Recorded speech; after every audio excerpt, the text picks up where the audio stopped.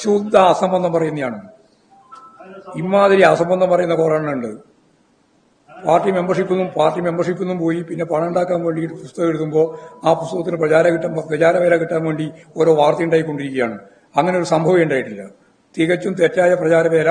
ഞാൻ ഈ പറഞ്ഞ പോലെ കാറ്റുള്ളപ്പോൾ തൂറ്റുക എന്ന് പറഞ്ഞാൽ നല്ല രീതിയിൽ ലാഭം ഉണ്ടാകുമെന്ന് വിചാരിച്ചിട്ടാണ്. അതാ പരിപാടി.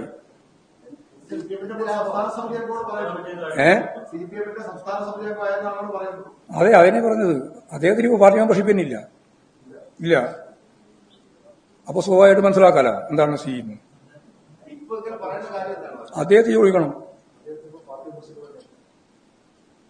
അദ്ദേഹത്തോട് പോയി ചോദിക്കണം എന്താണ് നിങ്ങളിങ്ങനെ പറയാൻ കാരണം.